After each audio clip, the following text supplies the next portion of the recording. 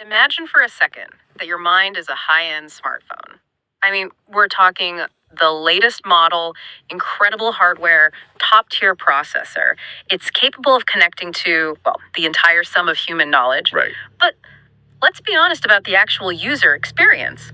The operating system feels, I don't know, glitchy. It freezes up the moment you get stressed. Totally. The battery drains instantly when you have to deal with a difficult relative.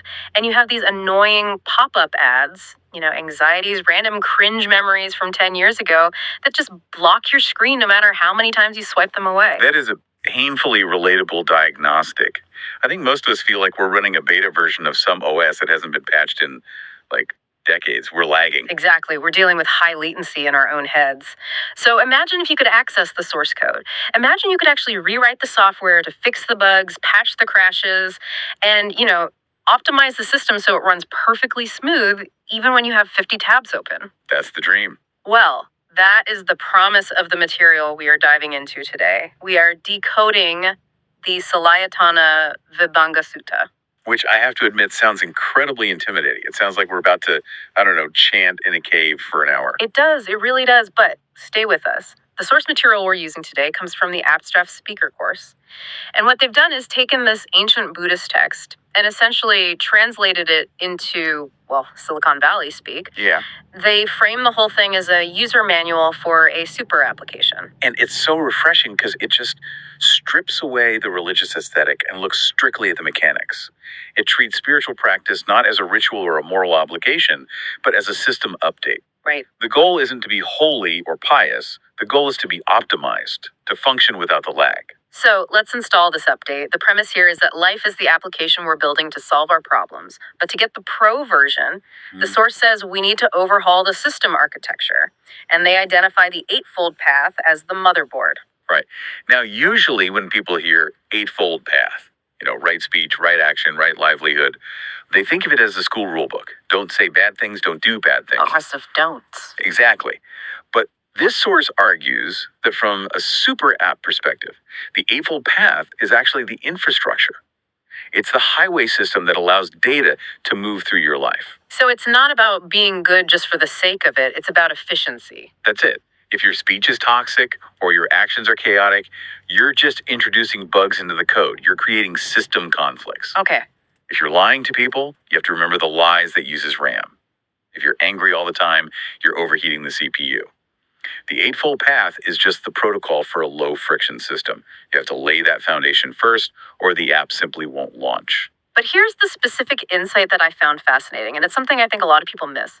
The text says that once you build this architecture, you don't have to manually run every single process. Yeah. The backend system starts running automated background processes. And this is a huge distinction for anyone who has tried meditation and failed. We usually think mental training is about straining, white knuckling your way to peace, forcing yourself to focus. Totally. But this text argues that if the architecture is right, the functions become automatic. It's the difference between manually entering data into a spreadsheet versus writing a script that does it for you while you sleep. And they break down 3 specific automatic functions that kick in once the architecture is stable. The first one is the error scanner. In the Pali text, this is sati, or mindfulness. But I love the error scanner analogy. Think of it like a high-end security system with CCTV cameras covering every single inch of your mind. And the key here, and correct me if I'm wrong, because this changed how I view mindfulness, is that the camera doesn't do anything. It just sees. Precisely. That is the critical feature. It's a monitoring tool, not a judge. A lot of us have an internal critic that just screams, "Why are you angry? Stop being angry." That's not the scanner. That's just another bug. Right. The scanner simply reports the data. Anger detected at 2.0 p.m. Jealousy detected at 2.05 p.m. It gives you this high-definition, real-time feed of your own reality without the commentary track. So you aren't fighting the anger, you're just watching the footage of it happening. Right, and just by watching it, you stop feeding it energy. Okay, so you have the scanner running. Then, if the system is healthy, you get the second automatic process, the power booster. This corresponds to the 5 powers and 5 faculties in the texts. Basically, when you stop wasting energy on internal conflict, when you stop fighting with yourself, The system just optimizes. Ah, You get a natural boost in processing speed and battery life. yeah. You aren't just seeing clearly, you actually have the energy to sustain that clarity. You know that feeling when you have a brand new phone and it just snaps between apps Oh, instantly? yeah. Everything feels so crisp. That's the power booster. It's confidence and energy returning to you because it's not being wasted on background anxiety. And the third one is my absolute favorite because I think everyone wants this feature, the auto drive, This is the Bojanga, or the 7 factors of enlightenment. which is a heavy term. I mean, enlightenment feels like a mountaintop that takes 40 years to climb. It does, but in this context, think of it as cruise control, or, the autopilot on a Tesla. When the scanner is on and the power is boosted, the system just hums. Happiness and tranquility stop being things you have to chase or manufacture. Really? They become the default operating state. That sounds almost suspicious to me. Happiness as a default. Most of us feel like happiness is a reward we get after working really hard or achieving something huge. And that's the user error. That's the mindset we're trying to patch. The source argues that if the bugs are removed, the natural state of the system is smooth operation. You don't make the computer run smoothly, you just remove the malware, and it runs smoothly on its own. The auto drive means you can take your hands off the wheel of your emotions, and the car stays in the lane of peace. Okay, so we have this automated system. The source uses a great analogy for what this feels like the driver. Yes. They describe the state of samatha, which is calm, and vipassana, which is insight, working together. Imagine a professional Formula One driver or a high end chauffeur. Mm. Physically, they are perfectly still. They aren't tensed up. They aren't panicking, That's the calm. but they aren't asleep. No, not all. Far from it. Their eyes, their reflexes, they are hyper aware. They can see a pebble on the road a mile away. That's the insight. I like that distinction because often we think calm means sleepy. Like, I'm so zen, I don't even know what's happening. Right, the sort of zombie meditator. This is the opposite. It's high performance stillness. You're relaxed, but your resolution is set to 4K. So we've got the architecture down, we have the CCTV cameras on, the battery is boosted, and we are on cruise control. But what does the user, the knower, as the text calls it, actually do? I mean, we can't just sleep at the wheel. No, you definitely still have a job. Mhm. The source outlines the 4 professional duties of the mind. If you want to be a power user, you have 4 commands you need to master. Okay, let's run through them. Command number 1, know it. It's a simple diagnostic. Just identify the file type. If you're angry, acknowledge it. This is anger. If you're stressed, this is stress. Don't hide the data. Don't pretend you're fine when you aren't. Just tag the file correctly. Just tag it. Command number 2, let it go. This is the empty trash function. The source is very specific here. It talks about deleting emotional trash. So once you've identified a file that is corrupt or useless, like a grudge you're holding against a barista from 3 years ago, your duty is to hit delete. I feel like my trash bin is always full, but I just keep dragging files into a folder marked save for later just in case I need to be mad again. We all do. We hoard bad data because we think it defines us. But the duty is to delete. Then you have command number 3, build it. This sounds like the creative part. It is. You can't just have an empty hard drive. You need to install good software. This is the active duty of cultivating kindness, patience, and focus. You are literally writing new code to replace the old buggy stuff. And finally, command number 4, clear it. This is the ultimate goal. It's clearing the screen so you can see the desktop wallpaper, which is just pure peace. It's making that clarity manifest. Know it, delete it, build it, clear it. It's actually a very active form of meditation. It's system managing. Exactly. It's not passive. It's constant optimization. But of course, even the best system has friction. And this is where the Salayatana Vibhanga Sutta really gets into the weeds. It identifies the core problem. The reason why our systems keep crashing, no matter how many updates we install. The 5 aggregates. Or, in the Pali, the khandhas. And the source has a much more visceral name for them, which I absolutely love. The 5 heavy bags. This is the central argument of the entire deep dive. We are walking through life carrying 5 incredibly heavy bags, but we're so used to the weight that we don't even realize we're holding them. We think the bags are us. Exactly. The mission here is to help you realize you can just put them down. So let's unpack these bags one by one, because the metaphors the source provides are honestly some of the best I've ever heard. They really stick with you. They're very visual, which helps because these concepts can get abstract really fast. Okay, bag number 1, form or rupa. This is the body. Right. Now, obviously, you have a body. You can't just delete it. But the bag is the psychological weight we attach to it, The obsession with beauty, the fear of aging, the constant health anxiety, the need for it to look a certain way. And the metaphor the source uses is it's like carrying an entire house on your back everywhere you go. Imagine that physical weight. You aren't just living in the house, you are lugging the bricks, the mortar, the roof tiles, the plumbing everywhere you walk. That is the mental load of being obsessed with the physical form. Do I look okay? Is my hair thinning? Does this shirt make me look weird? That is the weight of a house. You're trying to have a conversation with someone, but you're mentally balancing a roof on your head. That's exhausting. It takes enormous effort. If you just lived in the house, just inhabited the body, it would be light, but carrying it is the problem. That is tiring just thinking about it. But bag number 2. Okay, this is the one that really hit me. Feeling, or Vedana. This covers our sensations, pleasure, pain, and, the neutral feelings. The metaphor is the remote control.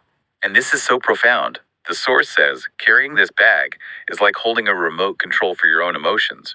But, and here's the kicker, you hand the remote to other people and let them press the buttons. That is, wow, it's so accurate. We're addicted to the pleasure button and we're terrified of the pain button, but we let the world dictate which one gets pressed. Think about it. You're in a good mood, having a great morning. Then a stranger cuts you off in traffic. Bam, they press the anger button. And your mood is ruined. Why? Because you gave them the remote. Or your boss doesn't notice your new haircut. Bam, disappointment button. We have literally outsourced our operating system to random passersby. Exactly. If you need praise to be happy, you have given the remote to everyone around you. That is a heavy, heavy bag to carry, the total lack of autonomy. You're just constantly scanning everyone else's face to see how you're supposed to feel. I'm going to be thinking about that remote control all week. I need to take the batteries out. Okay, bag number 3, perception or memory, known as Santa. This is the faculty of recognition and memory. It's how we label things. This is a cup, that is a dog, but it's also our personal history. And the metaphor is the old photo album. Carrying around a massive, heavy, dusty photo album of things that have already ended. Remember when I was cool in high school? Remember when I made that stupid mistake in that meeting 5 years ago? Yes, exactly. We cling to these snapshots. But the reality is, those moments are dead. They don't exist anymore. By carrying the album, you aren't living in the present. You're just flipping through dead pages. It's heavy because it's dead weight. And it distorts the present. You meet someone near, but you're looking at them through a photo of your ex. Right. You aren't seeing the person in front of you. You're seeing a ghost from the album. Huh? Put the album down. You don't need to reference the files from 1999 to live in 2026. Bag number 4, mental formations or Sankara. This is the big one. Thoughts. Imagination. The stories we tell ourselves. All that constant mental The chatter. metaphor, the theater. Yes. You are carrying a whole theater troupe in your head. And they are performing endless plays. Oh man, dramas, tragedies, romantic comedies where you save the day and everyone claps. And usually, they are horror movies about things that haven't even happened yet. What if I lose my job? What if she doesn't like me? What if the economy crashes? It's a 247 production, and you are the producer, the director, and the captive audience. And you're paying the electric bill for the theater. It takes so much energy to keep these plays running. It does. And the worst part is, we mistake the play for reality. We get so caught up in the drama inside our heads, the fight we're having with our spouse and our imagination, that we ignore the actual spouse sitting right next to us. We are hallucinating problems that don't exist yet. That's the theater. And it's the heaviest bag for most smart people because that troupe never stops rehearsing. All right, the final bag. Bag number 5. Consciousness or Vina. This one is a bit more abstract, so help us out here. It is, yeah. It refers to the act of sensing or perceiving itself, the pure awareness, the knowing. And the metaphor is the monitor screen. The mistake here is thinking you own the monitor screen just because images appear on it. It's the belief that this awareness is me. I am the one seeing. I am the one hearing. So it's conflating the hardware with the user. Precisely. You Yeah. grip onto the screen, claiming it's yours, protecting it. But really, it's just a screen. Images flicker on and off. By claiming ownership, by saying this is my consciousness, you create separation. You create ego. And you spend your whole life polishing the screen, terrified that it might crack. So to recap the hike we are on, we are walking up a mountain carrying a literal house, our body issues, a remote control we keep handing to strangers, our feelings, a giant heavy photo album, our past, a loud theater troupe acting out tragedies, our thoughts, and a giant computer monitor, our ego. No wonder we are tired. No wonder the system crashes. We are overloading the RAM with junk data. So, what does this all mean? We've identified the architecture, we know our duties, and we see the bags. What happens when we finally put them down? What is the result? The source material has a fantastic phrase for the result. It doesn't use the word nirvana, which can feel very, very distant. They describe the immediate result as interlevel comfort. Interlevel comfort. It sounds like a luxury mattress or a business class seat on an airline. I think the implication from the translation is international level or world-class comfort, a lightness that is of the highest possible standard. I love that. It's not just feeling okay, Yeah. it's elite level lightness. And it's important to emphasize, as the source does, that this isn't about sitting with your eyes closed in a cave. It's about arming the mind with intelligence. You need to be smart enough to see the bags are heavy. Right. You don't put the bag down because a monk told you to. You put it down because you realize, my God, this is heavy and I'm an idiot for carrying it. Precisely. Yeah. It's a pragmatic decision. The source gives a great real-world application. Imagine you are being scolded by your boss. So it's a high-pressure situation. Okay. Stressful situation. My heart rate is up. I'm probably sweating. In that moment, apply the setting. Run the diagnostic. Which bag is causing the suffering? Well, it's probably the remote control. I'm letting his words press my unhappy button. Exactly. Or it's the theater. He's yelling at you about a deadline, but your mind is writing a play about how you're going to get fired, lose your house, and end up living under a bridge. That's the drama. Not the reality. The reality is just a guy raising his voice. Or it's the photo album. I'm remembering the last time I messed up and feeling double the shame because I'm dragging the past into the present. And when you can identify the bag, you can say, oh, it's just the remote control. I'll take that back, thank you. Mm-hmm. And suddenly the scolding is just sound waves hitting your ear. It's just information, not an attack. The suffering drops away. That is the interlevel comfort. It's usable, it's practical. It turns a spiritual text into a survival kit for the modern world. It really does. It allows you to navigate the world without all that friction. So let's recap for the listener who is maybe driving to work or doing dishes right now. You are running a super app. You have the capacity to upgrade. Your job is to check the scanner, keep those CCTV cameras rolling, ensure the power is up by not wasting energy on conflicts, and let the happiness run on auto drive. And most importantly, check your luggage. You are not the theater production in your head. You are not the old photos in the album.